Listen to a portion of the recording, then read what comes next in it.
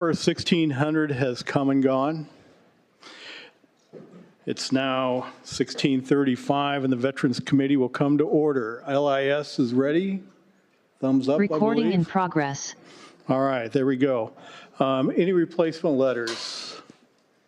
Vice Chair, do you have any replacement letters? Don't appear like it.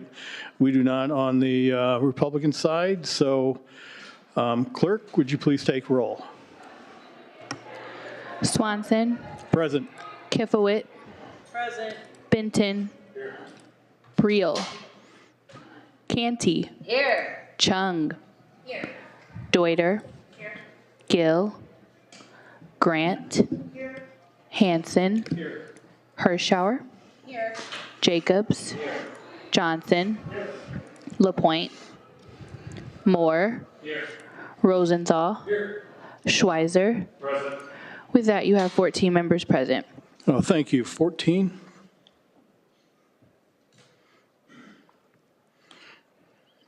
Well, thank you very much for everyone participating today. I know we've got a few calling in that will be testifying virtually. And so today we're going to do a subject matter hearing on veteran issues and concerns. As I have been promoting this, I've been promoting it starting out on the foxhole. And my panel one is basically the foxhole. We're going to hear from commanders from the Legion, VFW, and others. And then we're going to go to the 20,000 foot where we're going to hear from the Illinois Department of VA. And from there, we're going up to the 40,000 foot where we'll hear from our federal legislators represented.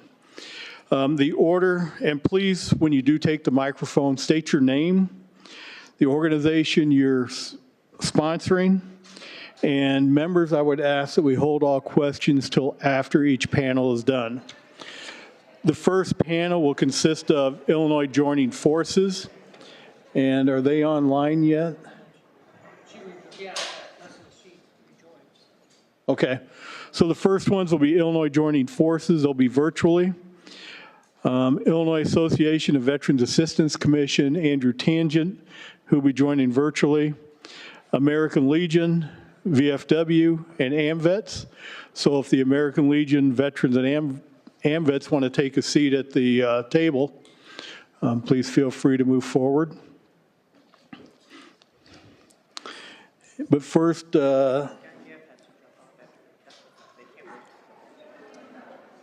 start here. Oh, you said questions until the end, but AJF can't wait. Oh, yeah, okay. Yeah, so we'll do IJF when they're completed.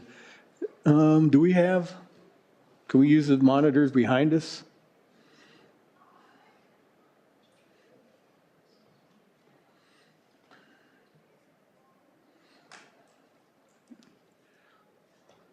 Okay. So IJF will pop up on our screens.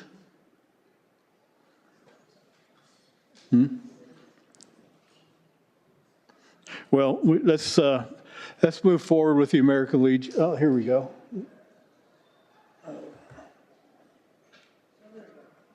I'm up.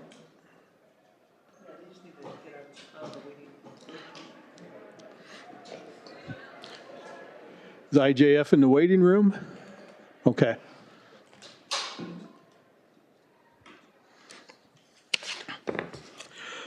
Well, before we start, I would like to make a few more comments. As I said, the purpose of this to learn about our veterans, but I want to remind everyone, here in the state of Illinois, and this is to our committee members, there are approximately 552,775 veterans, and that's based off of a September 30th, 2023 number. Those 552,775 veterans bring in, and when I say bring in, I'll talk about what amounts they bring in and how they come in, but they contribute about $8 billion to Illinois economy. From that $8 billion, $3.1 billion is through compensation and pensions. So retirement pay and then compensation would include medical benefits. Construction in Illinois, we've seen some major construction that's been completed. We look at the hospital, VA hospital in Chicago, and we have other construction going on across Illinois. But on these 2023 numbers, $2 billion of construction was going on in Illinois. $260 million to education, vocational rehab, and employment. So vocational rehab and employment, that would be helping our veterans in vocational training, vocational medical, or employment services. $50,000 for loans, insurance and indemnities, approximately $25 million for veterans and indemnities for family members. Medical care, $3.2 billion, and that's medical care within the state of Illinois. A veteran who lives in, goes to Iowa City or goes out of state, that is counted out of state. But when they're receiving care within Illinois, those numbers are here in Illinois. And unique patients, $162 million. And those unique patients are their own category for medical care and other things. So keep that in mind. 552,775 veterans contribute $8 billion to the economy here within Illinois. So, IJF ready? We need to add Rep. Gill to the roll. Thank you. Thank you. I don't know, they're trying to. Let's start with the American Legion. You ready? American Legion's online. No, nobody's on the screen. So let's go with VFW.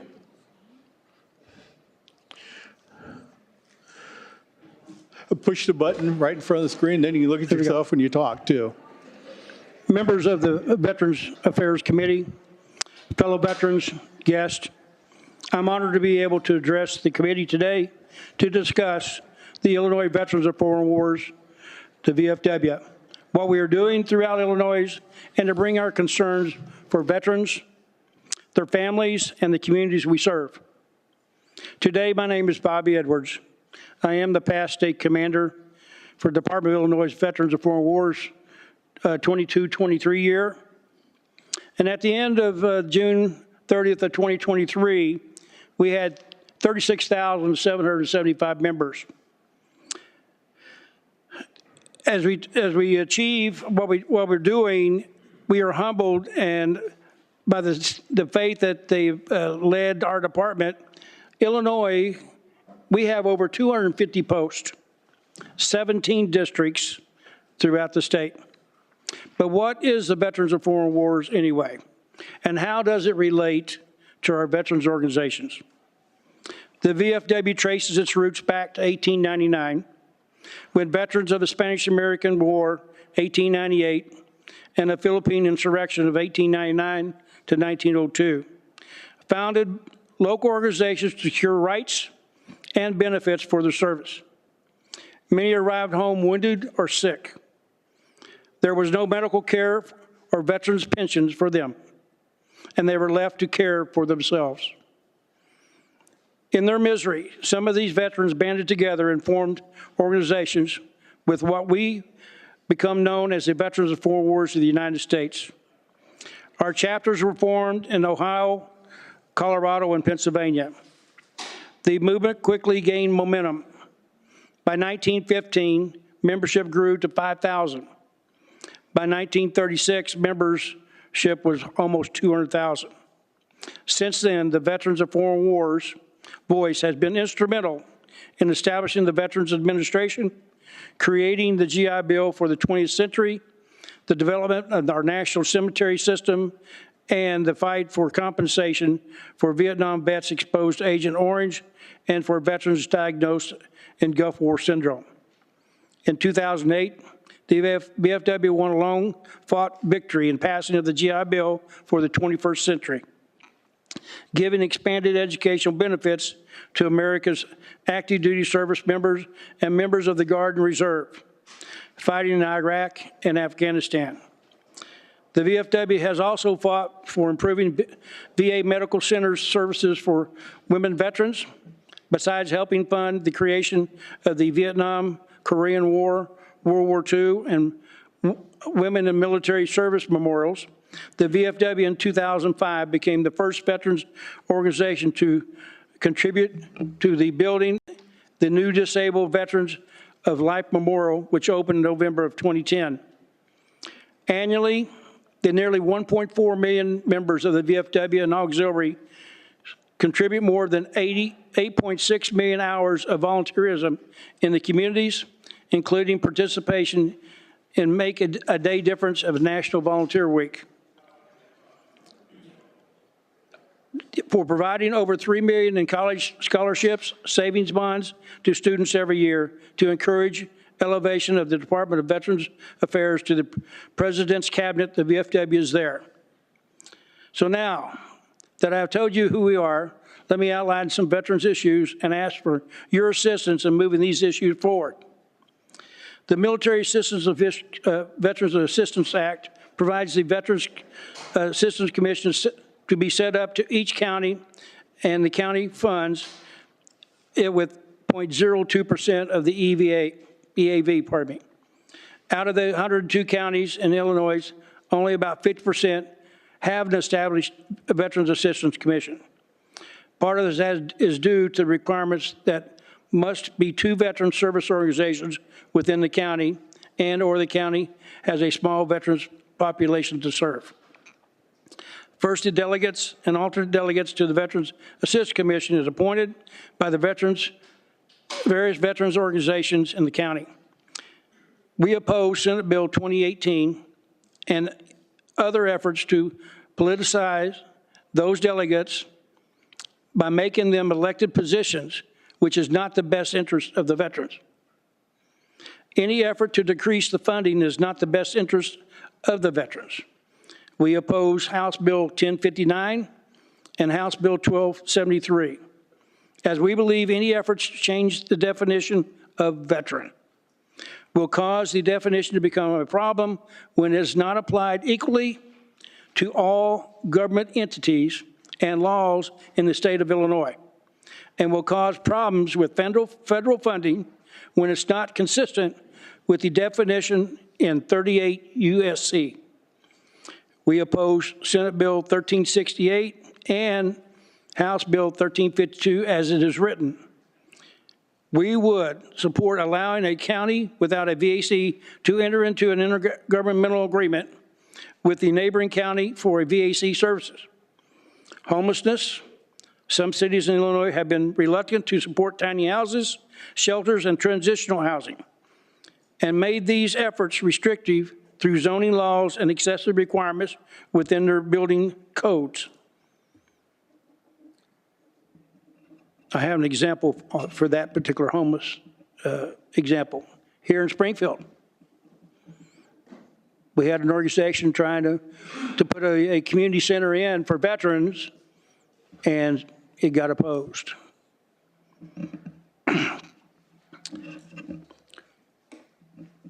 Senate Bill 0039 addresses the requirement of electric vehicle charging stations and parking spots. The bill would exempt tiny homes being built for homeless veterans from the requirement for EV parking spots. Think about it. If we are truly homeless, we don't own our car or their own older model car that is not an EV, so requiring the tiny home to have EV capabilities is a burden and increases the cost of the home. When we support the veteran, we're also supporting their spouse, children, and dependents.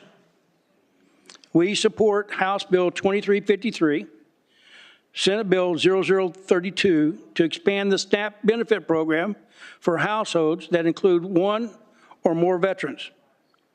We support House Bill 1362 to protect our National Guard and reserve soldiers to ensure their rights to civilian employment are protected.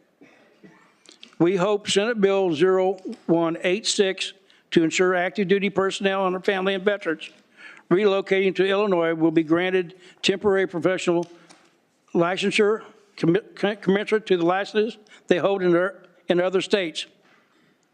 When we look at professional licensing in Illinois, Illinois is one of the most restrictive as far as reciprocity with other states. Many other states will recognize it. Illinois licensure, but Illinois does not recognize licensure from many other states. We also support House Bill 1319 to ensure the service members are not penalized or not allowed to participate in athletic competition due to their military obligations. Recognize those that gave the ultimate sacrifice. Illinois has a Heroes Way designation program that allows for families of those killed in action to apply for designation of an honorary road sign. We disagree with those in the Senate that are blocking applications for anyone killed in action more than 20 years ago. In some cases, it has taken 50 or more years to recover the body and bring them home to their final resting place. If they were killed in action, they deserve the honor, whether it is a year after they died or 50 years. We support House Bill 2714 that would allow any federal chartered or state chartered veterans service organization to apply for an honorary road sign for any service member killed in action, and no family member is available to apply. Finally, fundings. First, I want to thank you and funding that you have provided for upgrades, replacement, and expansion of the 5 Illinois veterans homes. I personally have been to the Quincy home, and I'm amazed at those facilities. However, we must continue to fund the Department of Veterans Affairs to ensure those facilities are operated and maintained to the highest standards, and the facilities are fully staffed with qualified personnel. The facilities with 100 beds is no good, providing they're not staffed at 100%.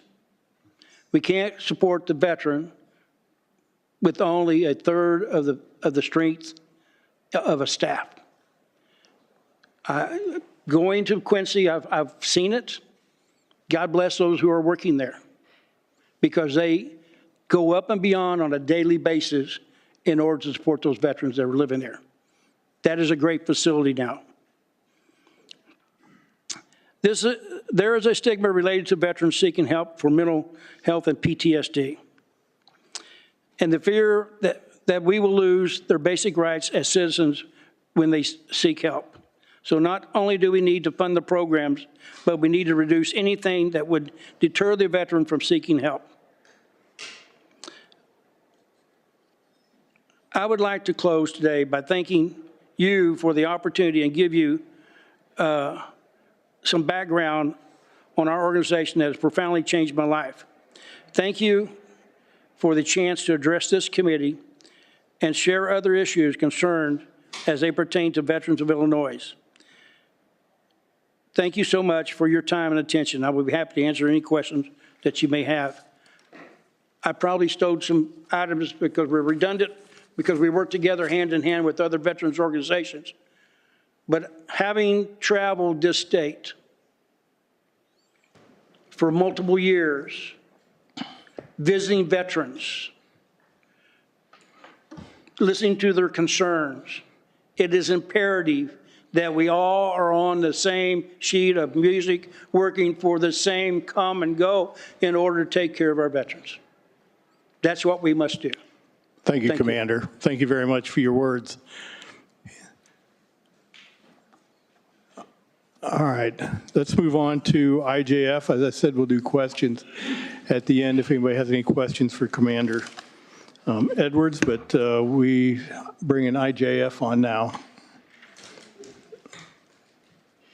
Hi, thank you so much for having me. My name is Brenda Osich. I'm the Executive Director of Illinois Joining Forces, and I really appreciate this opportunity to share what Illinois Joining Forces offers our service members, veterans, and their families here in Illinois.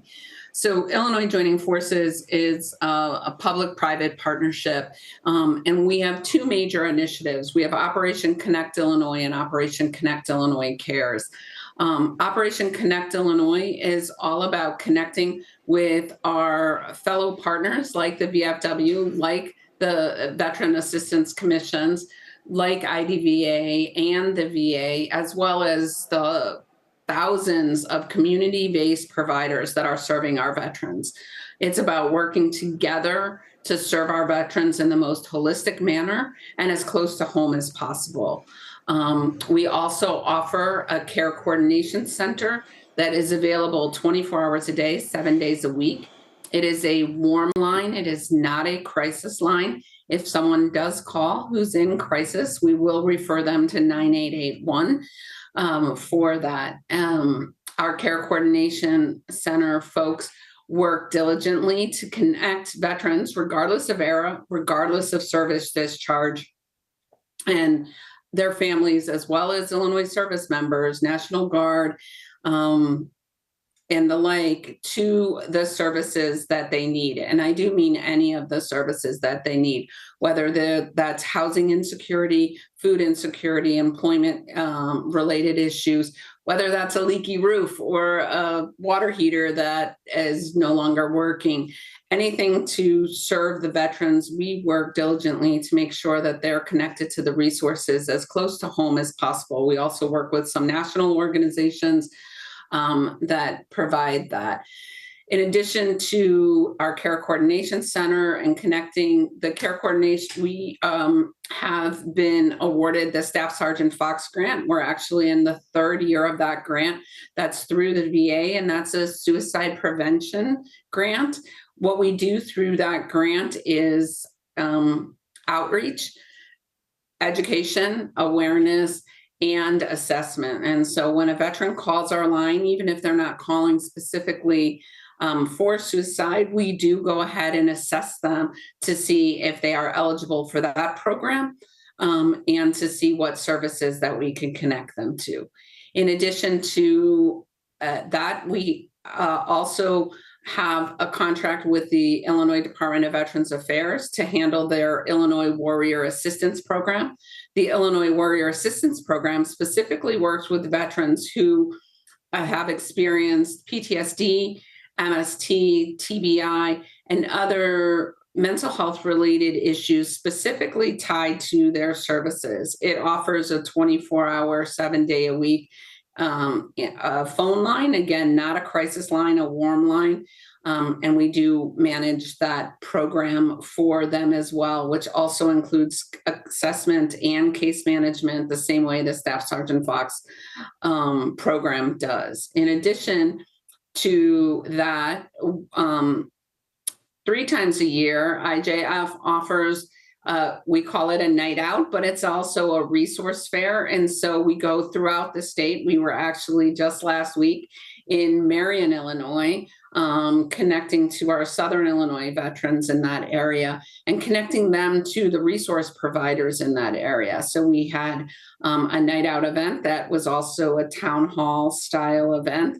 We do that 3 times a year, and then we do a 1 time a year annual summit that is solely for the service providers to veterans to talk about the specific issues that are impacting our Illinois service member, veteran, and their family communities today. And that event will be in April. All of those summits and that connection to providers helps us grow our network and helps us be able to more effectively and efficiently connect our veterans to the services that they need. And so that is Illinois Joining Forces. That's what we do. That's what we offer. We are so grateful to the wonderful providers that are out there throughout the state. And so we really act as that collaborative hub where a veteran doesn't have to look 5 different places to get the services they need. All they have to do is call our care coordination center or fill out the referral form, and we work and case manage to make sure that they get connected to the services that they need. Thank you, Brenda. Thank you.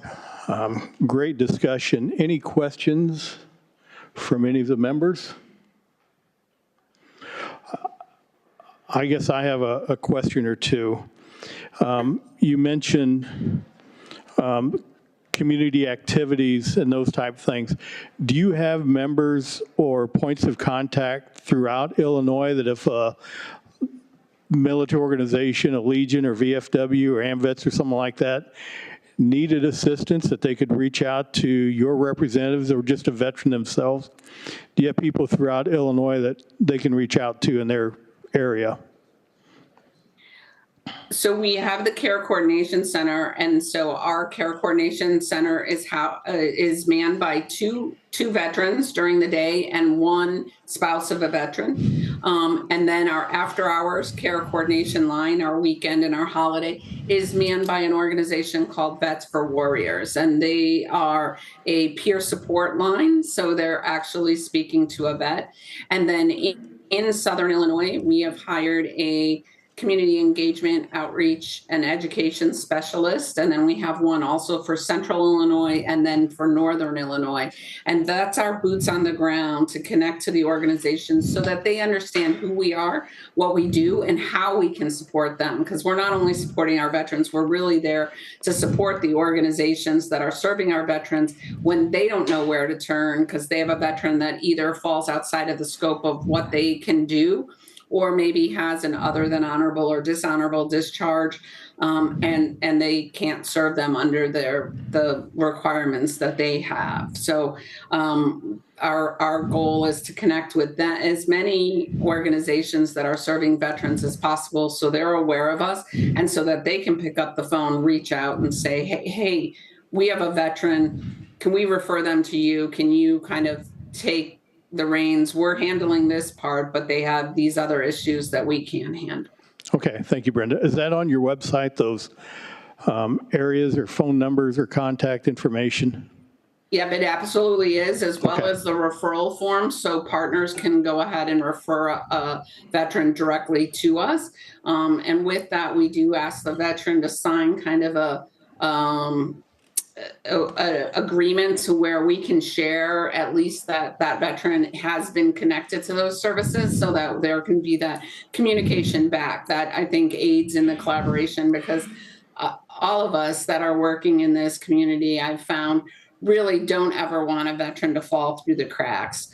The other thing I would say is that, the VFW commander spoke before me, and housing is our number one call. So the people who are calling, it's because they're couch surfing or sleeping in their car or on the verge of eviction or something along those lines. It really is a challenge in Illinois. Our second kind of changes a little bit. It's usually either emergency financial assistance or legal assistance, actually. Okay, so. Thank you, Brenda. We've got a question from Rep. Canty. Go ahead, please. Thank you so much, Mr. Chairman, and thank you to you all for being here. Thank you for your service. As the daughter and granddaughter of military veterans, I know what effort it takes for you to support your members. I just had a few questions that hopefully you'll be able to answer. Roughly how many of your members or their families are reliant on federal funding, like Medicare, SNAP, Social Security? So we actually don't ask that. We don't ask that question as far as confident for HIPAA regulations and things like that. So what we will do is verify their DD-214 and their veteran status and things like that, and refer them to folks. But we do not ask the question in regards to what type of benefits that they receive. Well, what I will say is, if they're calling and they share with us that they have food insecurity, and we start asking questions like, well, are you connected to this or that, or things like that, we will work to get them connected to those benefits, right? So, but we don't ask it for the overall population that we serve. Fair enough. How about the VFW? Is that? Hi, my name's Laura Doss. I'm the state commander for Illinois AMVETS. I can't speak for the VFW, but I would definitely echo what she just said right there, that that's not something that we would solicit as like a member questionnaire or anything like that, that as we are assisting veterans and their families, that may come up in conversation, what have you. And again, just like all of us, we try to address those issues, but we don't ask it and we don't keep records of that because, yeah. Is it safe to say that the number isn't zero?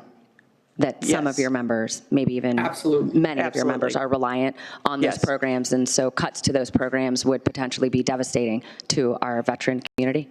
Yes, that would be a factual statement. Thank you. Our average age for the VFW 2 years ago was 69 years of age. So you read between the lines. Sure, go ahead. Yep, Rep. Hirschauer, yeah, go ahead. That's okay. Actually, that raised a great question, Commander Edwards, that I had with how, not recruitment is the right word, but how are you reaching out to younger veteran communities? I know when I speak to the VFW in my community out in West Chicago, that's always, how are we reaching those younger vets when they're coming back, and how are we engaging them? And also, how could we be of service to you in that? Well, most of the young veterans today, when they come back, they're reintegrating back into the civilian way of life. And, they have families and the family concerns. Kids play soccer, they play peewee football, or whatever may be the case. School, running, maybe a single parent. They may, both family members are working, so they're juggling their schedules. So right now, as a younger veteran, right, some of them are not electing to be a part of the VFW because it's, they just don't want that type of environment. They want to concentrate on their families. Even though we'd love to have them on our rows, because that helps us, that we need numbers. All organizations need numbers. We all work together to try to build our numbers up because it helps us from the national level down. But we do most of the things by all volunteer. We're fraternal organizations. So our funding that we have is what we do by fundraising. And we try to get them involved in our fundraising techniques, maybe get them interested, but want to keep it family oriented. The perception is, I hate to use the term, it's another bar around the corner. No, we're not. We're a fraternal organization. We got the best organizations with the AMVETS, American Legion, the VFW, DAV. All of us are working together to build one common goal is to serve our veterans. And the VFW, we're working hard. We got some good young commanders in Chicago area that are really, really doing a good job. But at the same time, those family members or young family members are staying clear because they want to focus on their family survivability. Thank you. Any other questions for IJF? They're going to be signing off. Okay, thank you. Yeah, they're clear. All right, next we'll hear from AMVETS. Hi, members of the House Veterans Affairs Committee, fellow veterans, guests. I'm truly thankful to have the opportunity to address the committee today to discuss Illinois AMVETS, what we are doing throughout Illinois, and also I do want to talk about our concerns for veterans, their families, and the communities we serve. Today I'm accompanied by Joe Bartley, who is my Executive Director for Illinois AMVETS. My name's Laura Doss, and as I said, I'm currently the State Commander of the AMVETS Department of Illinois. At the end of June, I had the great honor of being the 4th woman ever elected as State Commander for AMVETS in the state of Illinois, and I truly am thankful, I'm grateful, and I continue to try to be up to the task of living up to my state's faith in me to lead our department this year. We have posts all over the state. We range from Rockford to Marion, Quincy to Palestine, Granite City to Burnham. But I'm not gonna lie, if you were like me growing up, you probably have a question of what is AMVETS? How does it relate to organizations like the American Legion or VFW? To borrow a phrase in a popular musical about a Revolutionary War general and founding father, let me drop some knowledge. AMVETS began in 1944 as World War II veterans began meeting and discovering that some of the older veteran organizations just didn't feel quite right. The conflict fought by those who served in World War I was very different than the experiences of this bigger, harsher, more destructive global war. And the younger vets didn't feel like they were understood. So these veterans got together in Kansas City and formed the American Veterans of World War II. On July 23, 1947, President Harry Truman made AMVETS the first World War II veterans organization when he signed Public Law 216. Since that day, the charter has been amended, first to include veterans of the Korean and Vietnam conflicts, and finally in 1984 to include all veterans who have honorably served during and since World War II, to include the Reserve and National Guard. This last change also saw the name become better known as AMVETS, which is thankful because having an organization that's name could be the American Veterans of World War II, Korea, Vietnam, Panama, Grenada, Kuwait, you know, it could take a little bit to get that all out. So to me, what makes AMVETS different? Regarding membership eligibility, AMVETS was the first national veterans organization not to set a specific period or time of condition other than honorable service.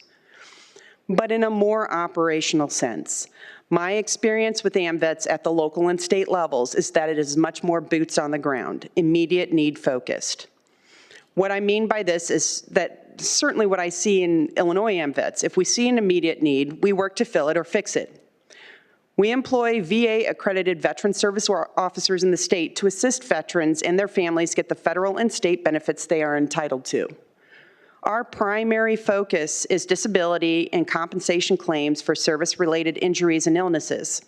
But we also assist with enrollment in VA healthcare, GI Bill education benefits, VA home loans, service members transitioning to civilian status, VA cemetery benefits, and general assistance in obtaining military records. We also work with veterans and their families to obtain any benefits they may be entitled to from state of Illinois programs. Through our posts around the state, we also provide service to veterans and their families, be it taking a vet to a doctor's appointment, making sure a struggling veteran's family has a good Christmas for their kids through our Red Sleigh program, working with homeless veterans, presenting scholarships, raising funds so a remembrance wall can come to the area. These are examples of things I see in post after post, not just in Illinois, but nationwide. During calendar year 2024, our posts contributed more than 7,500 hours of community service, and with donations, our programs totaled more than $1.2 million to support veterans, their families, and communities. Finally, one of our core services is advocacy. That's why I'm here today and why you're going to see Illinois AMVETS, the VFW, the American Legion, Marine Corps League, all of us, you're going to see us back here on March 19th during our Illinois Veterans Lobby Day. We all advocate for the rights and benefits of all veterans. My organization, we do this whether they're a member of AMVETS or not. There are many veterans. We had a smaller number, but I'll take your number, almost 553,000 veterans in the state of Illinois. And we are fighting for the rights and benefits of not only those who have served, but also future generations that have served, that will serve. So I had some really nifty things, but Bobby kind of literally stole my thunder. So, We're all in this together. we're here, we work together. What I want to do is I would like to go through some of the bills that we will, again, spoiler alert, you will hear this again on the 19th. I'd like to go through some of the bills that we oppose, some of the bills that we're in favor of, some that we think need some adjustments to the language. Are they similar to what VFW presented? They're exactly the same. Okay. Yeah, we accept that Okay. you're Outstanding. ditto. Ditto with the VFW. You said you guys work together all the time, so perfect. So continue on, Laura. Yeah, that'll work. In addition to the things that we concede that we both very much care about, our headquarters and posts are dependent upon funding throughout the year so that we can support the many programs that assist our veterans, their families, and their communities. We need to restore the Lottery Veterans Cash Grant Program back to the original program, with a priority of the funding being set aside for the veteran service organizations to fund their veteran service officers. We ask that you oppose any creation of internet gaming or expansion of the current gaming. Every time you expand gaming in Illinois, it has a negative financial effect on all of the current organizations, and any significant drop in gaming revenue will impact our ability to provide support and services to veterans, their families, and communities. So I guess I'll close here today. So I am thankful. This is the first time that I've ever done something like this, and I'm thankful to have this opportunity today. I'm thankful to be here to address you all. And I'm thankful to be able to represent Illinois AMVETS and express some of our concerns and some of our hopes for what we would like to see happen within the state. I truly do it. Thank you all so much for your time and your attention. And again, if you do have any questions for me, I'm happy to answer them. Thank you very much, and appreciate all you do. And the gentleman to your right shoulder, he and I were in the military together for many years, so you've got a good right seat person there with you. I have an awesome ED. Yeah, awesome team. So Yeah. Go ahead. Representative Benton. Thank you, Mr. Chairman. Thank you for your service. I appreciate everything that you do, not only for your country, but for your posts. You offer crucial roles in placement for veterans to get them the information, because a lot of veterans that come out, they don't understand how to go through the process of going through their local VAC. They think they can just go straight over. My grandmother retired from the VA. My mom retired from the VA. It's a complicated system. So I appreciate all the advocacy work that you're doing for not only your members, but for the community. And I also want to do a little shout out to Representative Larry Walsh, because he's the one that passed the bill for fraternal organizations to make sure that you could get gaming. And that's crucial for your budget. And it is a tax generator not only for the community, but that is crucial. So I agree with the statement that you made, that it hurts a lot of fraternal organizations if we start moving forward with some of these alternatives. So thank you for bringing that up today. Thank you for making the trip down here on this beautiful day that we have. So, and you're always going to have an advocate with me. So if you ever need anything, please feel free to reach out. And thank you for coming. Yeah, well, if it ain't raining, we ain't training, right, Maureen? All right, well, thank you very much.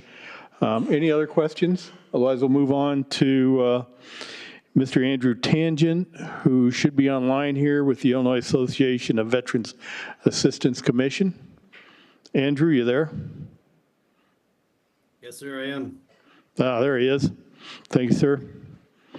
Thank you, Chair, Vice Chair, and members of the House Veterans Affairs Committee. I thank you for inviting me to provide an update on the veterans in the state of Illinois. I apologize for not being in person to brief you, as I was required to be in Washington, D.C. to advocate federally for our veterans, but I appreciate the opportunity to brief you virtually.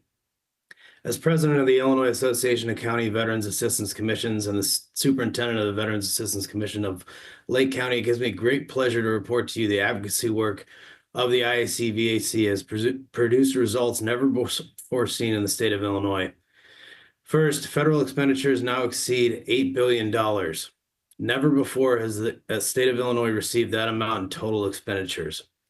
A big part of that increase is in construction and benefit payments to veterans in the state. As you are all aware, as we increase the number of veterans that are receiving benefits, To include healthcare, the amount of expenditures by the federal government increases as new hospitals and clinics are created and new employees are hired to provide for our veterans. Most tellingly, since the passage of House Bills 5184 and 2369, new benefits to Illinois veterans have more than doubled. In 2 years, new benefits for our veterans in Illinois have increased from $63 million in 2022 to $135 million in 2024 that VACs have brought into families and their veterans in the state of Illinois. This has an economic impact of $670 million to the state. Overall, the economic impact of all expenditures is approximately $40 billion. Never before has the state of Illinois had an economic impact of $40 billion solely with veteran benefits. Moreover, members of IAC VAC have been partners with this body and other organizations to analyze how best to deliver benefits to veterans who have been left out, either through disparate impact or other factors that have convinced veterans to stay away from the benefit system. Those findings of the Veterans Ailments Task Force are now public, and for new members who have not had a chance to read their findings, I strongly recommend that you take the time to read and understand the issues presented. This body is the only body that can appropriately act to correct the deficiencies in that report, and we look forward to future partnerships to design legislation that will provide positive impacts to our veteran community. We at IAC VAC have analyzed that report and have implemented changes to training and support of VACs at our level to ensure full and maximized coverage. Because of this, more veterans are being aided and assisted than ever before.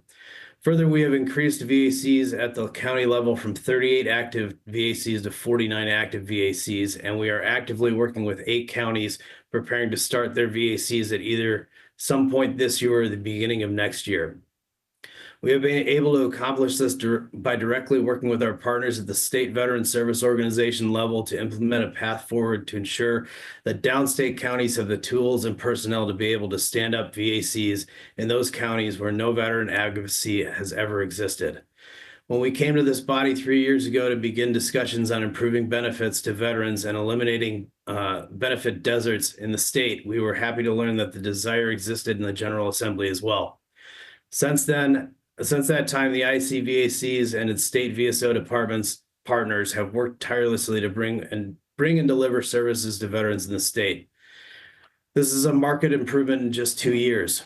However, more work is needed to fully assist veterans and their families. There are some counties in Illinois that are not following the law and actively ignoring the Attorney General when they are informed their conduct is extra legal. There are other areas in the state where benefits deserts still exist. We at IAC-VAC actively support this body's effort to create multi-jurisdictional VACs. We have worked with both the House and Senate Veteran Affairs Committee on legislation that will allow for multi-jurisdictional VACs so that downstate veterans are not continually left out of the equation when it comes to veteran benefits. This will take time to fully implement, but we at IAC-VAC are confident that given the tools we have asked for and presented to members of this body, we can achieve access to benefits for our veterans and their families like never before seen in the state of Illinois. We at IAC-VAC have continued to expand our relationship and partnership with the Illinois Department of Veterans Affairs and are grateful for their continued work with IAC-VAC. Over the last 2 years, under Director Prince and Assistant Director Anthony Vaughn's leadership, we have cross-trained at multiple intervals to ensure that veteran advocates have the best possible training that can be received. Employees and VSOs from both organizations have a better working relationship that has ever existed in the state, and we are actively working to ensure continued partnership and assistance to each other across the state to ensure that no veteran is left behind. We are committed to ensuring that veterans receive their benefits and Illinois continues to move up in position. For more than 80 years, Illinois ranked 52nd in the nation when it came to per capita benefit payments to veterans, behind every state, Guam and Puerto Rico. We at IAC-VAC are singularly focused on addressing this issue and hope to report soon once the 2024 government expenditures report is released. Chair, Vice Chair, and members of the House Veterans Affairs Committee, on behalf of the IAC-VAC, I thank you for your attention in these important issues, and I look forward to our continued work together to better serve our state's veterans and their families. And I look forward to your questions. Thank you, Andrew. Great rundown. Any questions for Andrew? You did, but you don't? Not for him particularly, just in general. Okay, all right. Any particular for Andrew? Hey, Andrew, if it doesn't cause any problems, could you tell me what 8 counties you're working with to start up new VACs? Most of them are downstate. We've had meetings with Williamson County. I can get you the exact list if you give me a second. Certainly a lot of our deserts are down in southern Illinois. That's correct. That's great to hear.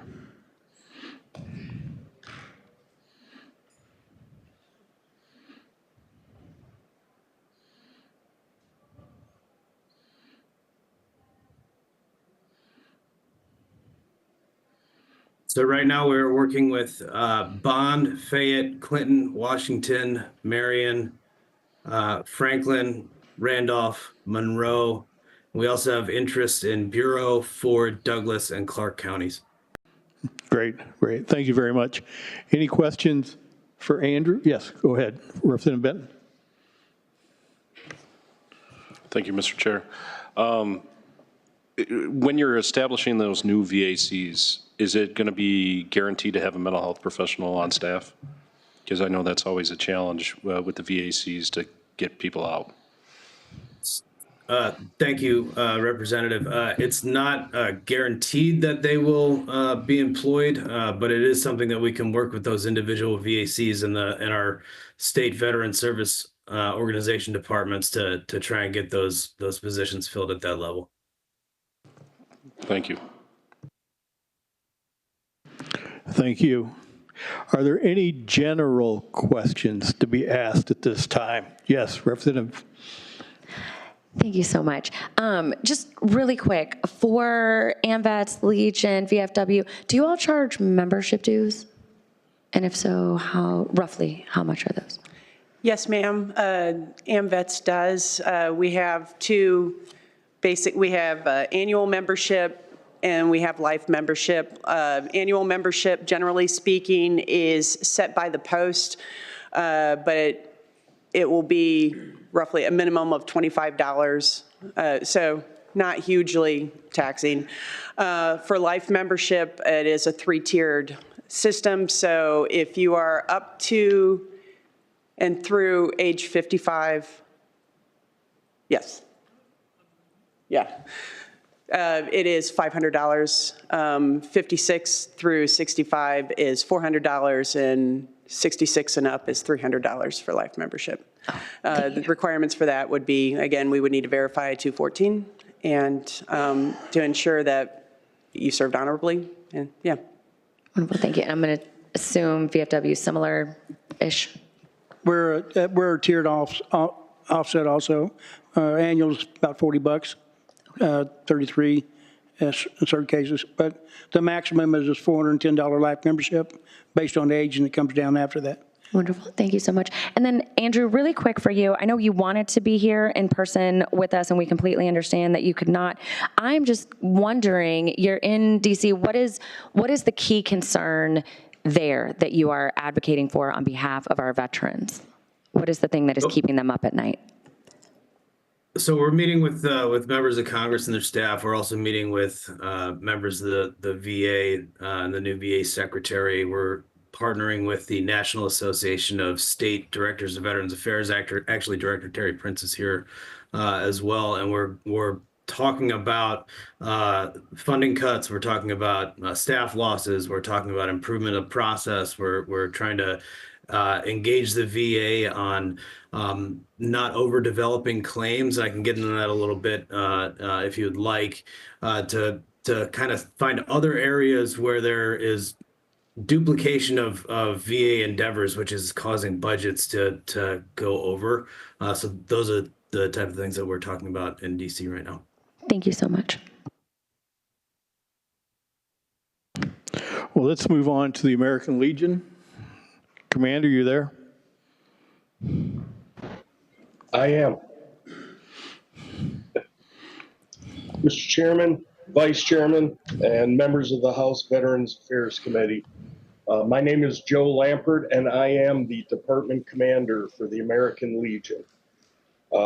I apologize for not being able to be there in person. I am still at work right now. I will start off by echoing what the DAV and the VFW have said. We will be supporting the same bills, so you can register the American Legion's ditto also, Mr. Chairman. Some of our key issues for us in the American Legion are, of course, the homelessness amongst veterans. Homeless and veteran should never be used in the same sentence. And veteran service officer funding for equipment and for service officers. The need to keep up with the VA's minimum requirements for computers is very costly. And our VSOs are handling more claims individually, and we need more help. I know some of the organizations have already downsized on their VSOs. The American Legion has not, and we need help. We are also looking at better reintegration programs for our active duty members and reserve members transitioning back to civilian life. Our Guard and Reserve units have been deployed and activated more than ever, and they are not being afforded the same transition programs that our active duty service members receive. So we're pushing for that. And of course, our mental health. I was in Washington, DC last week. Our national commander testified before a joint session of the Veterans Affairs committees. And there are five, or the five that I am going to talk about, that points that we are pushing as the American Legion. And we have talked with our senators and our local representatives on these. And the first one is improving the quality of the VA compensation and pension exams. That is probably our number one call at our state headquarters. 1/3 of the claims are being remanded for inadequate exams or medical opinions for fiscal year 2024. The issue is we have a lot of our members, it takes 3, 4, up to 6 months to get an appointment for this. And when they show up, they're being told that there's no record of them having an appointment, or you are 3 minutes late, we gave your appointment away. So we are looking for oversight on that and investigating how and why the VA vendors were chosen over teaching hospitals or some other resource for these compensation and pension exams. Improving access to community care. 58% of our VA enrolled veterans live in rural communities, and trying to get to a VA hospital for any type of services is the cost to travel, it's astronomical. What we definitely are supporting Senate Bill 275 and House Bill 740 for the Access Act. We are also looking and investigating into possibly putting up our pop-ups next to local hospitals in rural communities. It would reduce the travel time, and you would have stuff that is local, and that would be a big game changer for us. Ending veteran homelessness. Again, 32,882 veterans are experiencing homelessness in the United States. We need the VA needs to step in, and we need to allocate additional funding for programming that addresses our veteran homelessness, more especially amongst our women veterans.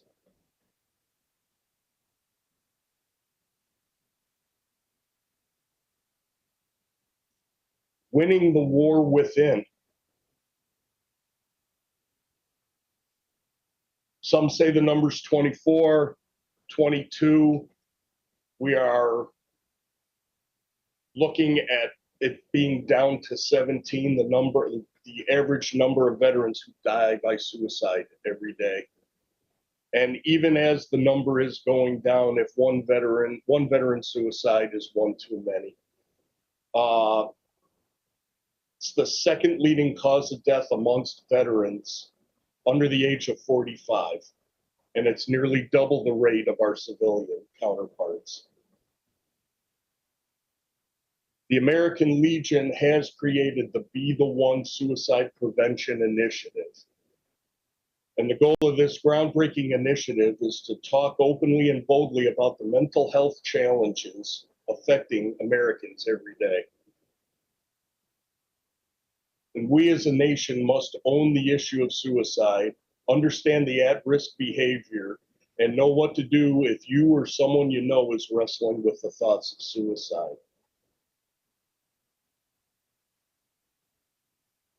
Our big push has been our buddy check program, and that has also been adopted by the VA.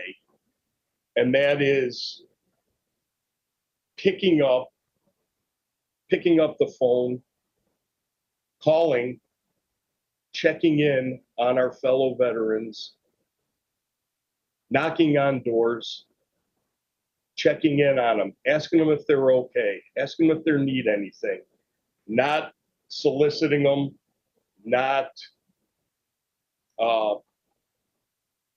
asking them if they're going to show up at a meeting, etc. It's just to check on them and see how they're doing. And it also combines with our Be the One campaign. We are strongly urging and pushing all of our membership to enroll and take the Columbia Protocol course. It's basically the 6 questions that you would ask for someone that may be at risk for suicide. And a vast majority of our membership has gone ahead and participated in it. And sometimes we have to ask those tough questions.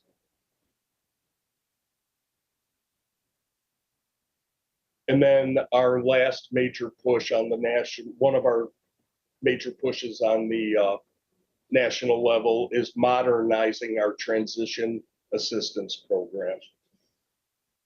70% of our active duty service members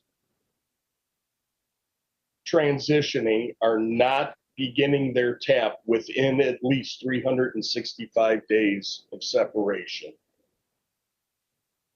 They're being told that it is due to them being in critical positions.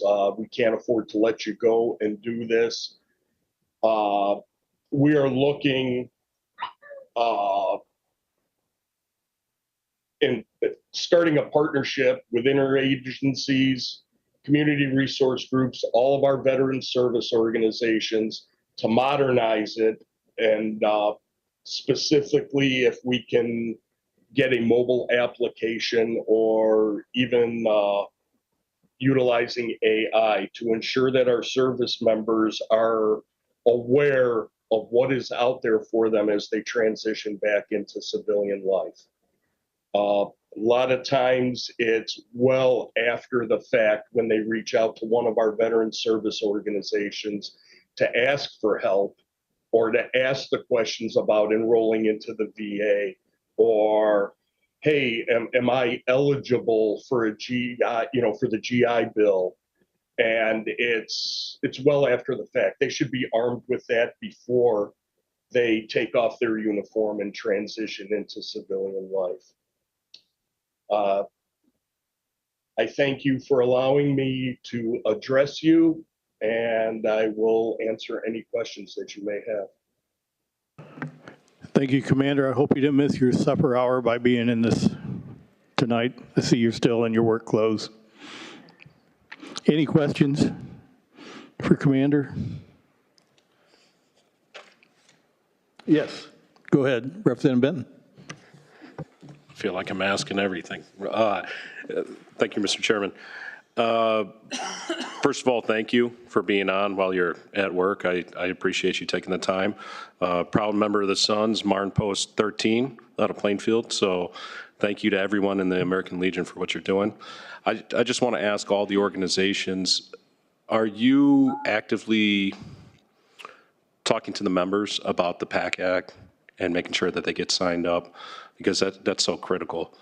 So many people going through, devastating blood cancers, things like that from burn pits, transitions, Agent Orange. That is so critical, and I hope that's not something that gets cut in these budgetary cuts, because that is really, truly helping people across all of those bloodborne diseases.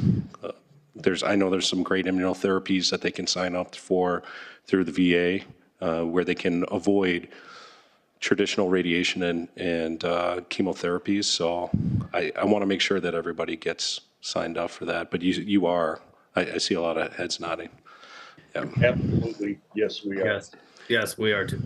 Yes, and not only that, but we're thankful for the passing of basically the anti-shark, I can't remember, but where claim sharks, thank you. I knew shark was part of it, where going after less than honorable people who are trying to bilk veterans out of getting what they should be getting by charging exorbitant fees to do what can be done for free. So we're all talking about it. I appreciate that, and I think things are going to get better here in Illinois. I went to the ASCO conference not too long ago with the Undersecretary of the VA and Bristol Myers Squibb, along with some Nobel Peace Prize laureates, about these immunotherapies that are directed towards helping veterans. And we are going to have a facility here in Illinois within the year. So that's going to make it so much better for veterans here. So thank you very much. Thank you for answering the questions. Thank you. And let's move on to our next panel. And as the IDVA takes their seats at the table, just a commentary here. When we heard about the VSOs, we heard about the 558,000 veterans, we heard about the over $8 billion coming into our veterans. The ones we can attribute most of those dollars coming into the state are those VSOs. It's a veteran service officer who sits down with the veteran and puts together their packet for their pension or their compensation claims. So that's where it's important, and that's where it's disturbing to hear the appointments, as the American Legion commander pointed out, appointments being canceled just because they were late, because that's important that they have those compensation appointments. So with that, welcome to the panel. Who's starting? Good evening, I guess, at this point. I had afternoon down, but we're there. You may notice I'm about 6 inches short of our director, so it's very obvious when he's not here. Chairperson, Vice Chairperson, members of the committee, thanks for having us here. I'm Chief of Staff for DVA, Jason Strokosh. As was mentioned earlier in the testimony, our director's in Washington, D.C. right now. I think that while he would love to be here, for those of you that know him, he's no more passionate advocate for Illinois veterans than Director Prince. And I know right now he's probably watching online, and it's killing him that he's not at the mic right now. He is where he should be, though, and he's in D.C., and he's advocating in Washington on behalf of our Illinois veterans. As was mentioned earlier, he's in a convening of the National Association of State Directors of Veterans Affairs. We're lucky to have him in a very senior leadership role within that group, and he's in DC right now, mustering that group together to make a plan. We're stronger as not just being the state of Illinois, but coming together as a group, advocating together with other states and other directors, and doing what we need to do to monitor what's happening at the VA and safeguarding the benefits that veterans have earned here in Illinois. And they're doing that as a group. And that's where he needs to be. And I think it's a time of uncertainty. And he will bring back some valuable information. I know when he returns later this week, he's happy to update any of you that want to hear what happened at that conference and what was learned. This committee has a lot of things to cover this night. A lot's been said, so I'm going to try and keep it brief. This is not my forte. I'm very passionate about what we do at DVA, and I can get long-winded easily, so I'm going to try and be very brief and just focus on two areas of where we serve veterans in Illinois. One of the things that we're really proud of at DVA is that one of the things the director's done a great job over the last couple of years is making it very clear what our mission and vision is. And a lot of places, they ask for your vision or mission statement, and it's just paragraph after paragraph of what they do. And you ask anyone that works at DVA, and we're pretty clear on exactly what we're here to do. And that is to make Illinois a destination of choice for veterans. We want them to come here. And when they do come here, we want them and their families to thrive. That's it. Every single thing we do every day has to feed those two things, a destination of choice and a place where they can thrive. To do that, we've put together a strategic plan that we're incredibly proud of on the progress. And one of the things I love that Director Prince has been incredibly good at is condensing things down so everyone knows exactly what they're supposed to do every single day. And so if you ask anyone at DVA what their mission is, what their drive is, what are they focusing on, they all can tell you the same three things that they focus on every single day. Number one, they need to focus on our people.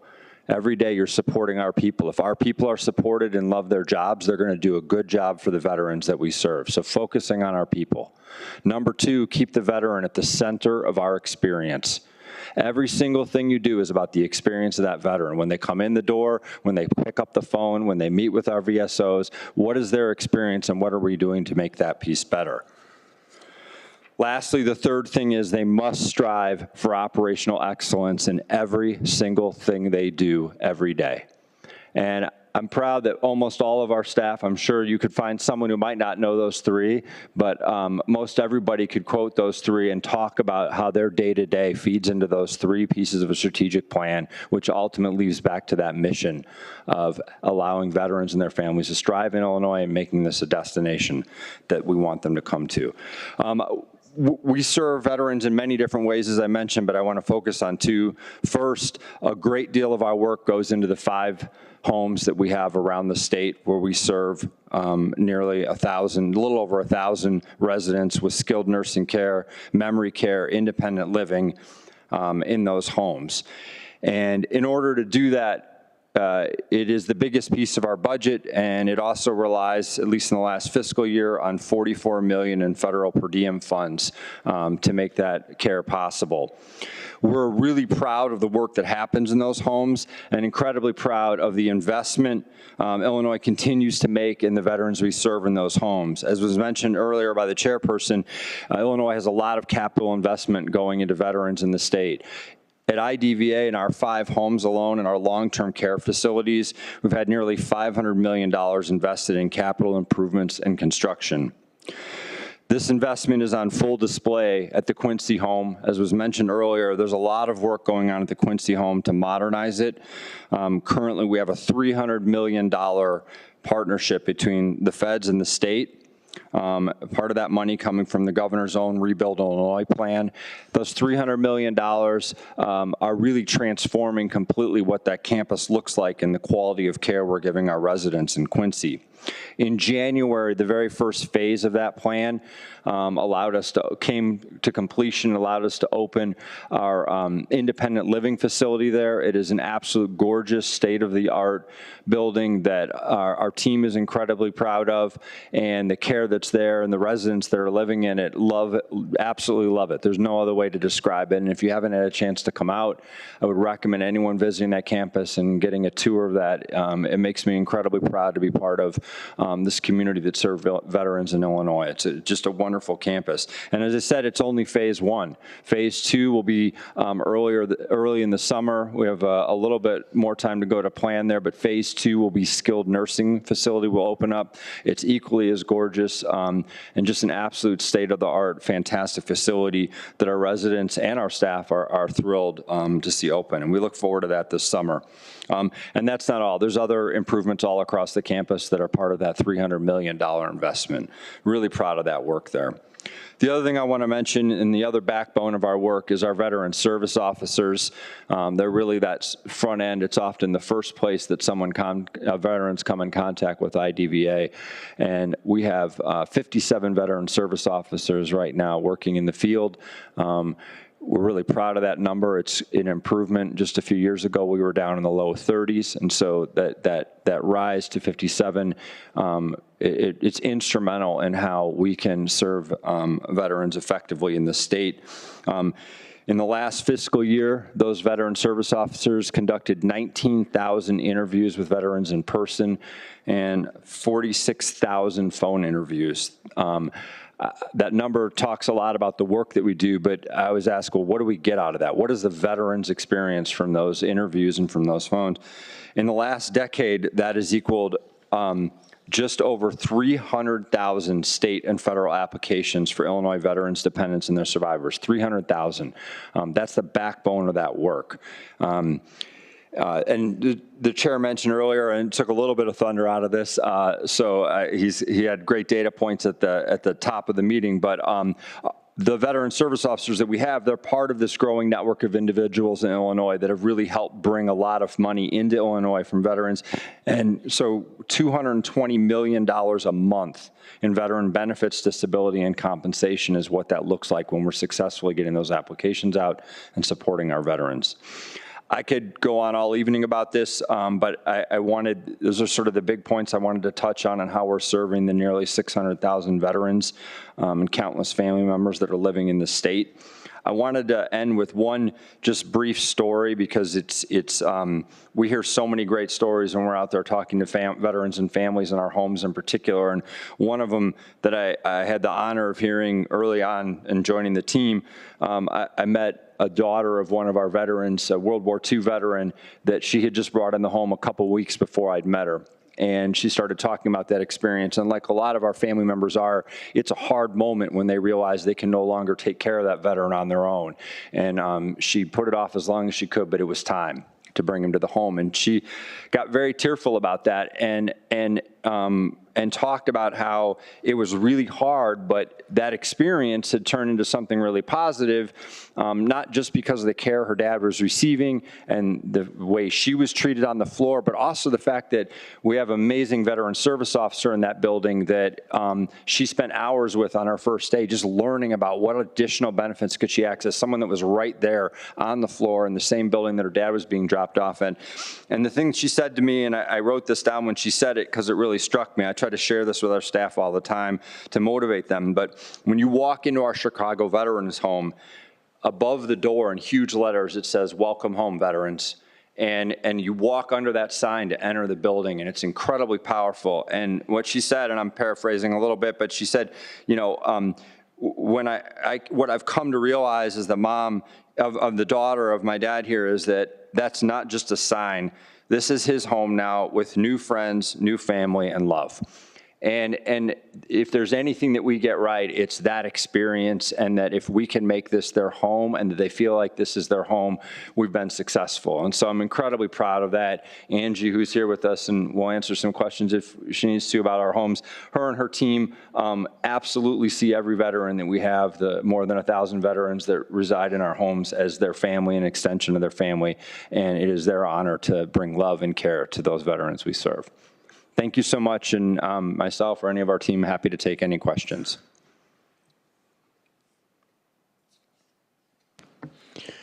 Thank you very much, and that is great to hear. It is their home.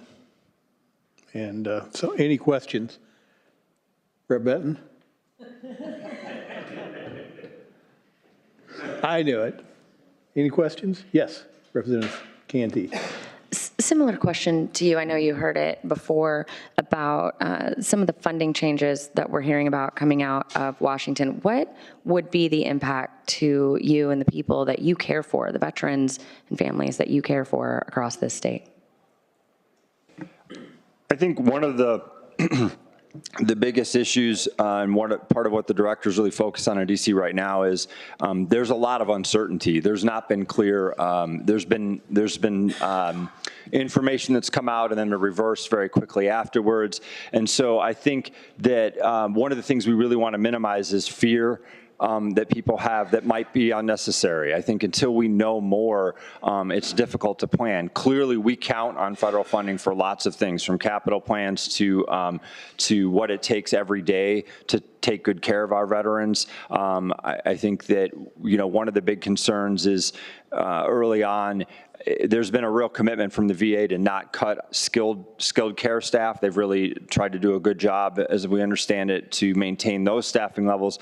But the very folks that process claims, if that staff is reduced and it takes longer for our veterans to go through this process, a process that's already more difficult than it should be, we don't know what the impact will look like that long term. It won't be good. It won't make things better. And so there's a lot to be learned, and I think that's where groups like where the director is right now with his peers, really monitoring what's there.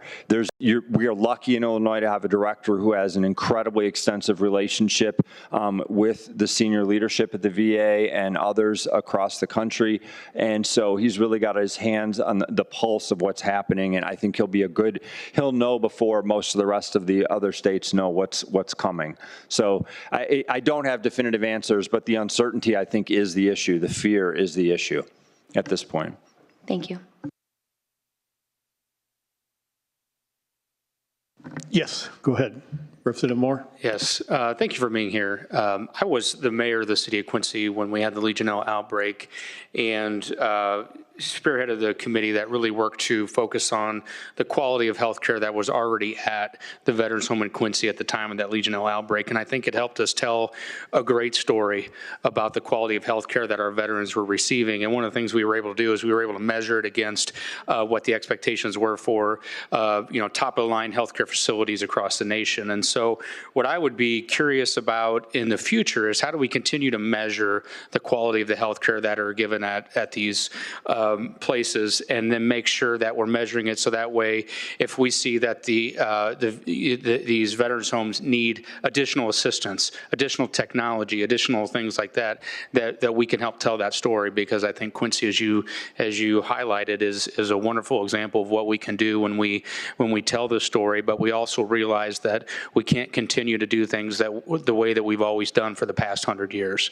So again, not really a question, but something that if your department ever had was, this is how we measure, this is what we need to help tell our story. And if we can continue to get those measurements, and then, hey, this is why this is increasing, this is why it's not, then we as a General Assembly can help you address that. Appreciate that offer. Absolutely. Representative Hirschauer.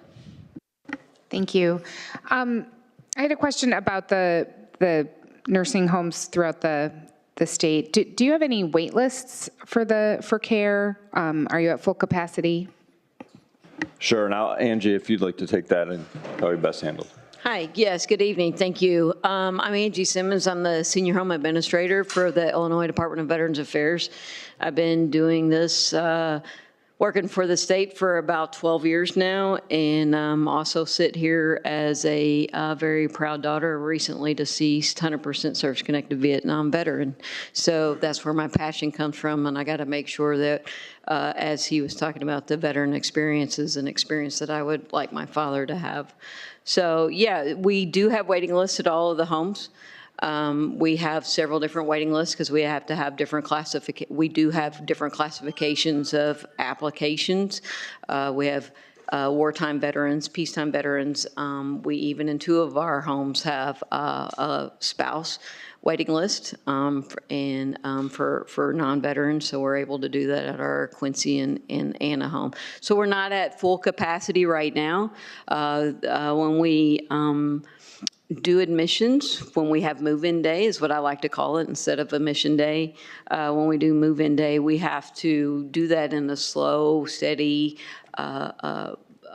stream of doing it because we have to let the veteran adjust. So a lot of times it may take 2 or 3 weeks before we get another move-in day because of the fact that you have to let them adjust to get used to their neighbors and things like that. So yes, we do have waiting lists, but we work through it on a continuous basis. Okay, thank you. My grandmother was a World War II Navy nurse, and she spent her last years in a veterans home in the state of Maine. And if it hadn't been, I just remember she was on a wait list for a little while. It took her time to get into the home, and if it hadn't been for that care, it would have been very difficult for our family to take care of her. So I'm grateful to see that we're working through it with such care for our families and our veterans, and I hope we can get people placed.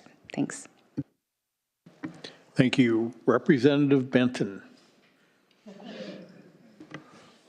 Thank you, Mr. Chair. I know everybody's surprised that I'm going to ask you a question, but I know Director Prince, Jason, we were talking about this a couple weeks ago, just so the committee knows. The difference in cost between a long-term care facility and what you charge through the VAC, I think this is a pretty crucial number. Could you please speak on that? Okay, sure, absolutely. So our fees are based off of income and not assets.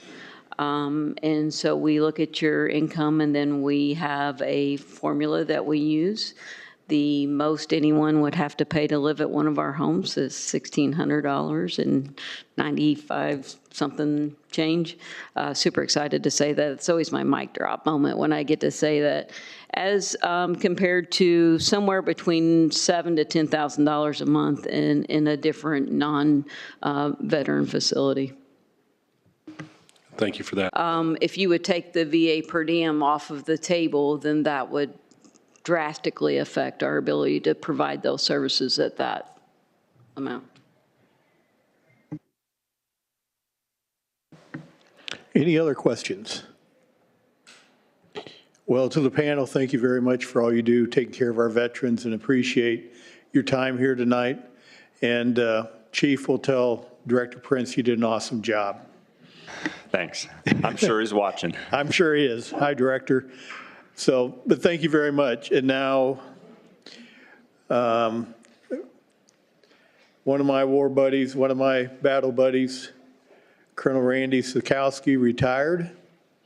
Colonel Sikowski works for Senator Duckworth here at the Springfield office, and I rely on his knowledge quite often working with our veterans. Also on the line is Jonathan with Congressman Boss' office, but Randy, if you want to go ahead and start off, thank you. Okay. Well, good evening, everyone. And are we the last ones holding everybody up before dinner? I gotta know where my position is here before.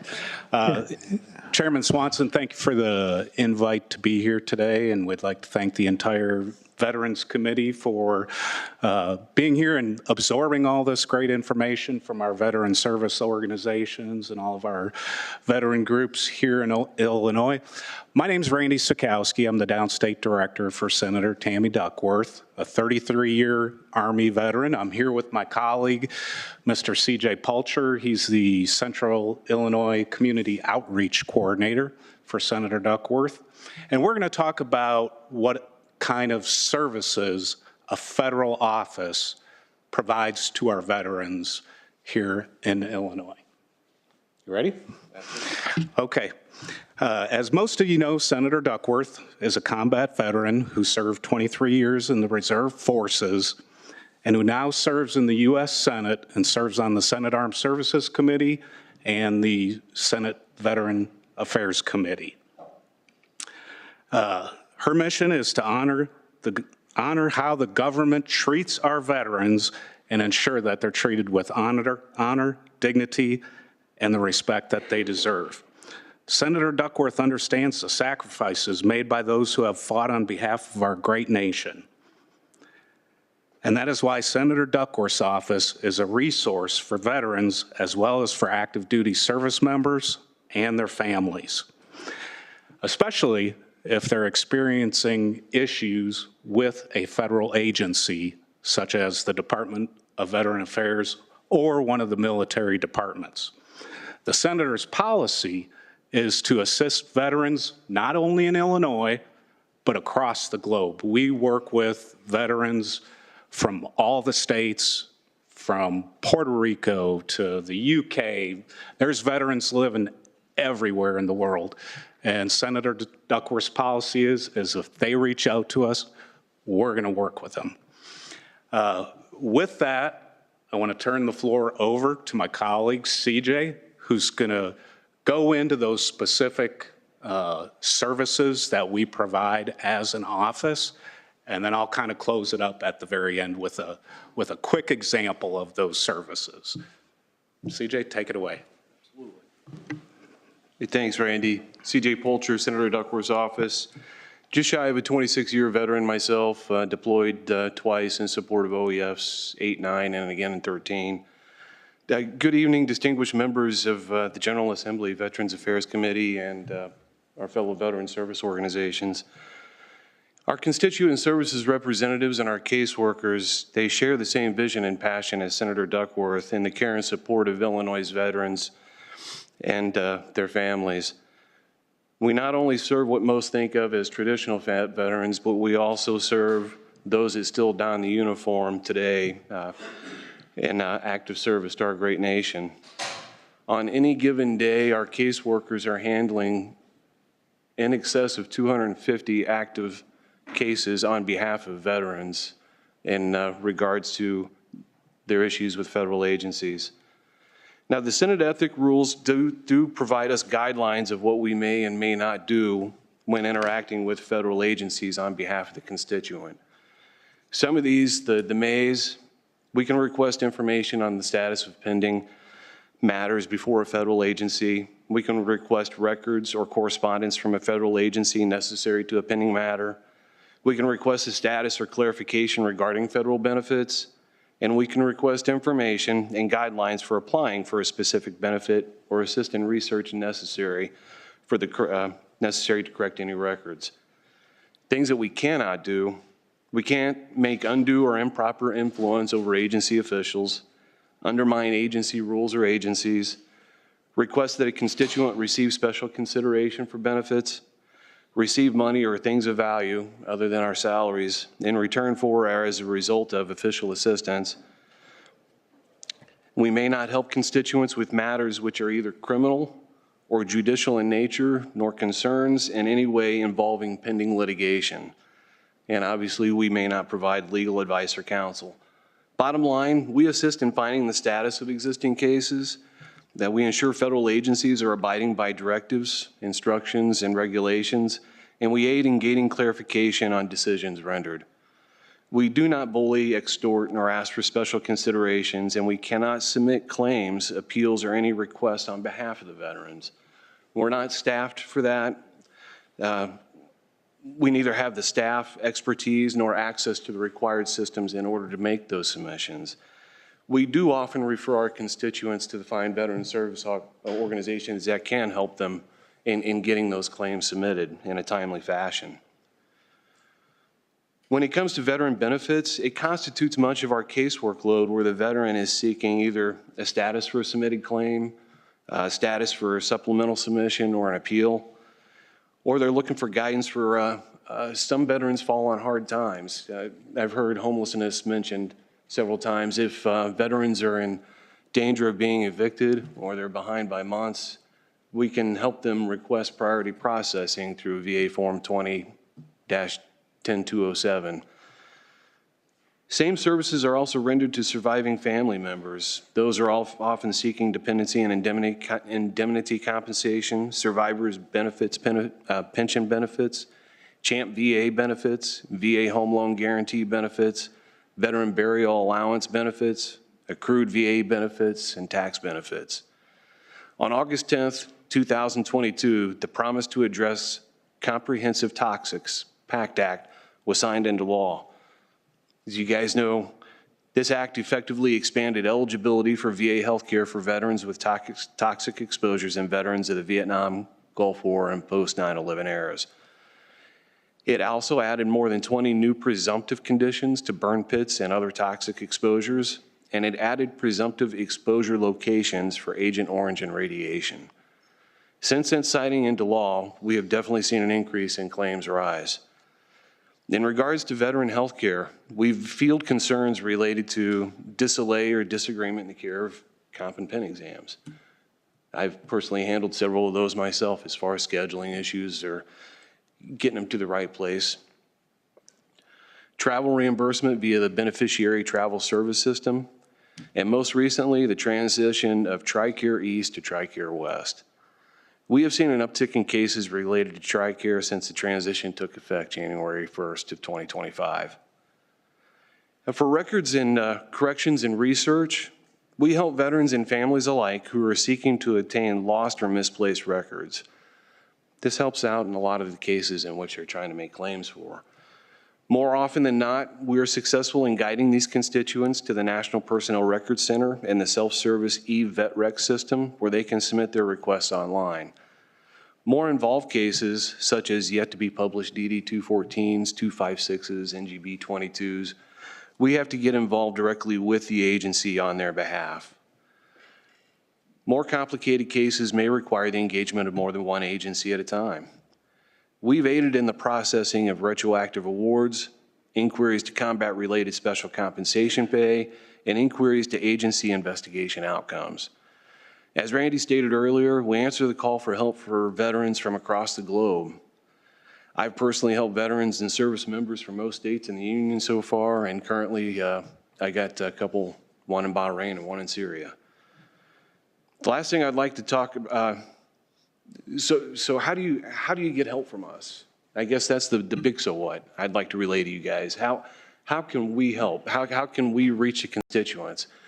The easiest way, the most convenient way, the most streamlined way is on the World Wide Web, duckworth.senate.gov. We're often successful, and not everybody has access to that, but I'll talk about that here in a few minutes. But that's the most streamlined way in order to get our help and for our team to take action. From that homepage of Senator Duckworth's website, there's a hot button labeled, "How can I help?" You hover over it, it produces a drop-down menu, and the first option is with the federal agency. You select that federal agency, it leads you directly to our Privacy Act release form portal.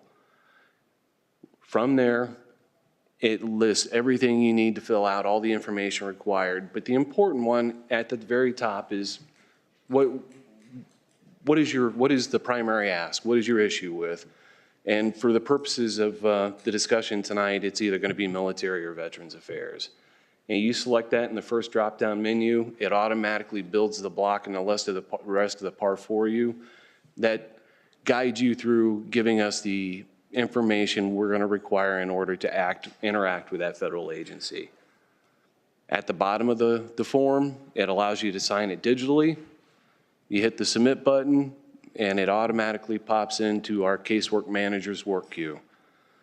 More often than not, this way allows team members to take action close to within the hour of submission. We're able to start acting immediately. Now, not everybody has that ability. They don't all have online access. So we've helped several folks gain a hard copy PARF. If they have a fax machine, we can fax it to them, but more often than not, I've had to stick it in the mail, and we all know how the snail mail works. It could be 2, 3, sometimes 4 weeks before we get a wet signed PARF back and we can actually start taking action. Without that Privacy Act release form, the federal agencies won't even talk to us. It's imperative that we have that signed PARF.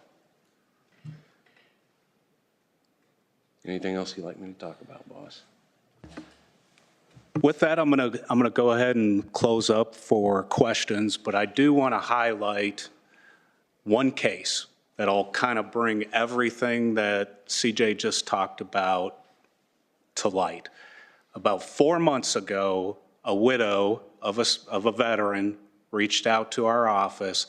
She was having trouble with a benefit called DIC, Dependency and Indemnity Compensation. That's what a spouse would get if a veteran dies of a service-connected illness or disease or was 100% service-connected for over 10 years.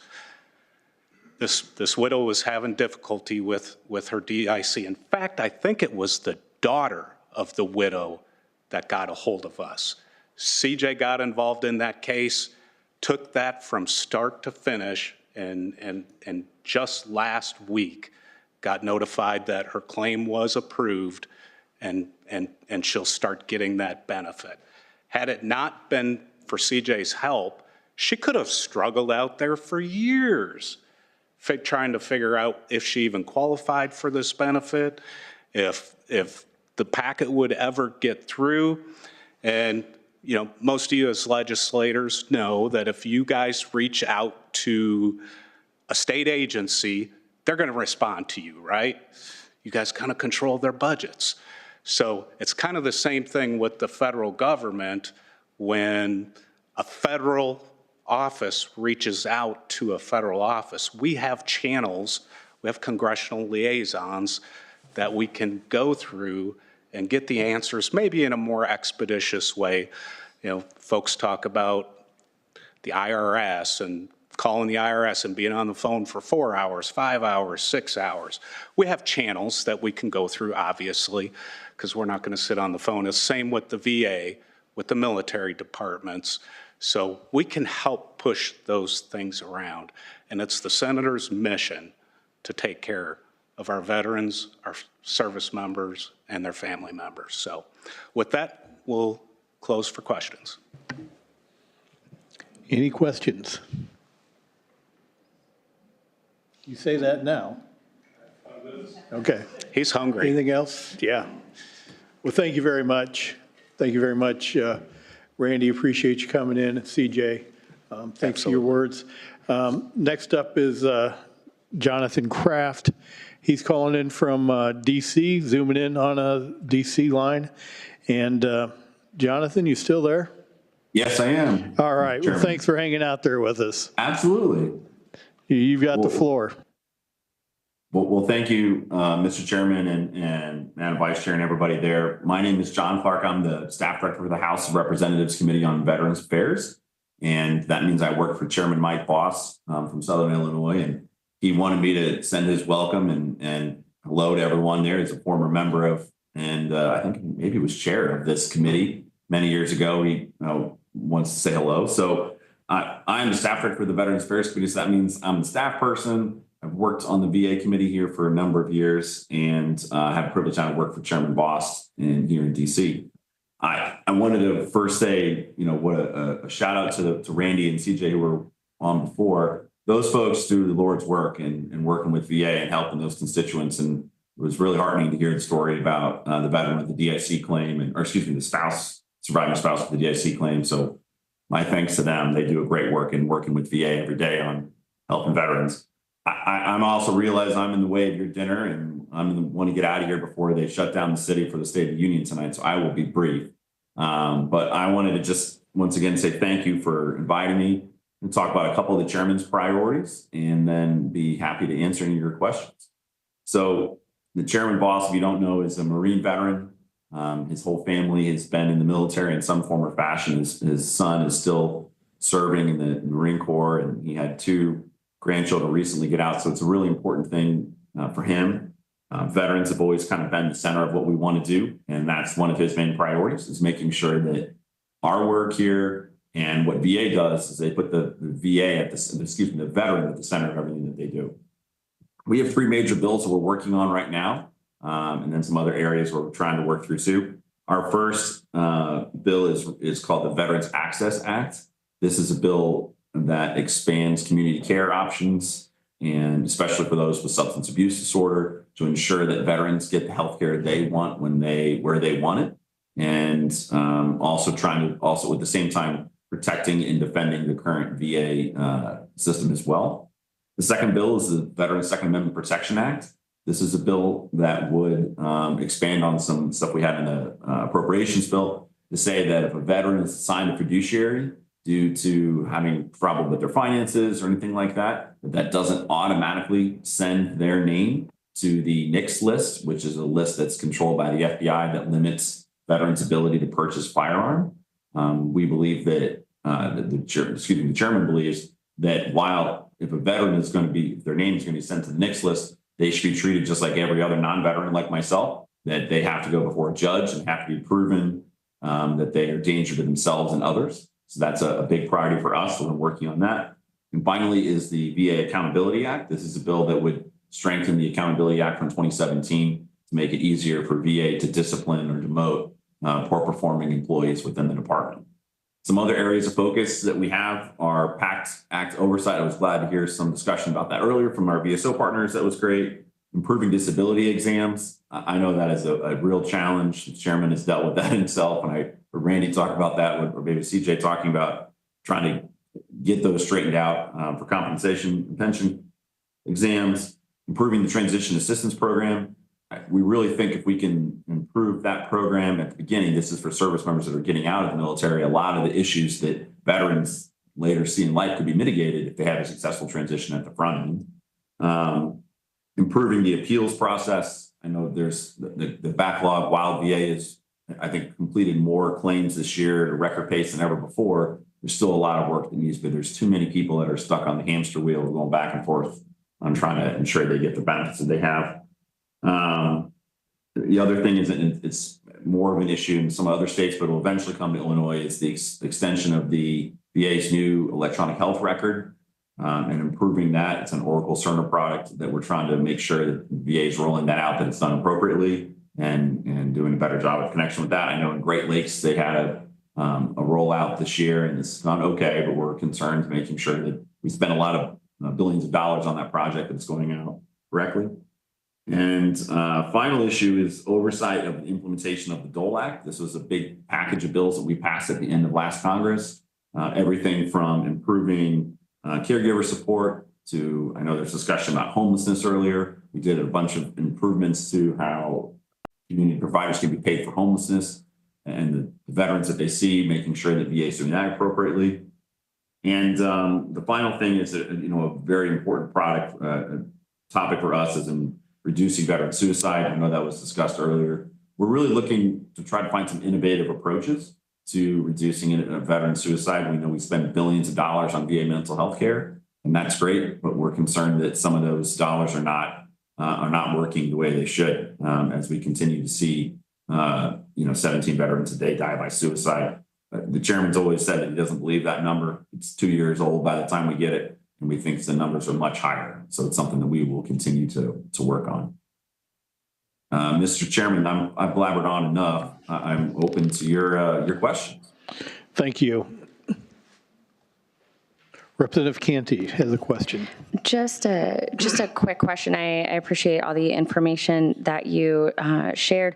My understanding is that there's been several job losses at the VA. So I was wondering if the congressman had any plans to help restore people to their jobs or bring those back. Yes, ma'am. I appreciate that question. So there has been some small layoffs within the department. The chairman's position has always been with this that I know there's been 2 in Marion. We're working with those folks to see if we can work through a process. When the Secretary Collins put out some of these removals, or I guess layoffs is a better way to describe it, for probationary employees, they said that they would not impact any mission critical positions, so doctors, nurses, those type of folks, anyone in the Veterans Benefit Administration that does claims. I know there's discussion about that earlier. So if they're mission critical positions, they were exempted. And if there were ones that maybe they kind of got lost in the shuffle on some of that, there was a process in place for that employee to come back to the department and show their mission, that their position is mission critical. And VA's gone back and has reviewed a bunch of those exemptions and has extended some. Are you aware of how many of those jobs were here in Illinois specifically? I am not, ma'am. I know that in the Marion Hospital, there were 2 people, I believe. And I don't know the rest of the state. I'm sorry. I should have come prepared with that number. And does the VA keep track of jobs that are mission critical so that you can avoid mistakes like this in the future? Because it does sound like maybe there was some lack of efficiency in that regard. Yeah, I will say that this is the first time they've done this, so I think the exemption list is growing, and they do have that list. But I agree, they're working through some of that now to make sure that if there were mistakes, that they're brought back on. So, and I can trust that the congressman is working on that. Yes, ma'am. Thank you. Thank you. Any other questions? I've got one for you, Jonathan, or more of a comment on the Transition Act. I hope that includes our reserve and guard members who have deployed, returned home, continued their obligations with their guard and reserve, and then they either ETS out, having served in combat, or they retire out and have missed that opportunity to go through the transition. And for the members who are not familiar with the transition, I went through that 3 times. Each time I left active duty, I went through what was called the Army Transition Assistance Program, where I was taught how to be a civilian, but most importantly, I spent time with the VA healthcare systems so I could do my compensation package. So is a Guard and Reserve being considered for that act? Thank you. Yes, Mr. Chairman. So the Guard and Reserve, I should say this, DOD has the authority to waive the requirements for Transition Assistance Program for certain members, but in general, Guard and Reserve members are required as they're leaving active duty to go through TAF, to go through that program. One thing that I think we did change in the NDAA last year was say that if you're a reservist that's gone through it more than twice in a couple of years, you don't have to go through it again, if that makes sense.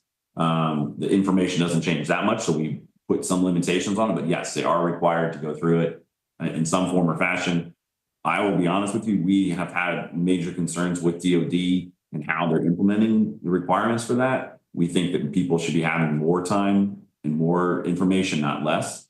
It's a difficult balance for some folks because it's probably the only job in the world where we're going to spend 4 or 5 days training you for a job you're about to leave to go into another one. But it's something that we really want DOD to see. Not only is this important for the veteran as they're leaving, but they need to see it as a recruiting and retention issue. If someone has a good experience in the military, they're going to go back and tell their younger brothers and sisters or cousins and everybody else about their experience. And then we hope that would encourage them to, join the military. If they have a bad experience, right, then they're less likely to do it. So we see it as both, and we're working hard to get DOD to see that too. It's a culture change that we're working through. It's been something we've worked on, the chairman's been working on for almost a decade. Well, thank you very much, Jonathan. Appreciate your input this evening. I don't believe there's any more questions. So once again, thank you very much. Keep up the great work. And to all the panel members, thank you for everyone who participated today. I know many of the committee members, your heads may be spinning, but the intent is to introduce you to some of what our veterans go through on a pretty much a regular basis. Healthcare, compensation, education, family, burial services, all those can sometimes be a roadblocks. And we appreciate our veterans organizations to help with that. Staff, thank you very much for putting this together. You all did a great job. The people behind the scenes are the ones that are the doers of any event like this. So thank you very much. With that, we'll call the meeting do we say adjourn? Recess to the call of the chair, I guess are the proper words. Recess to the call of the chair. Thank you all the members for sticking around. Thank you.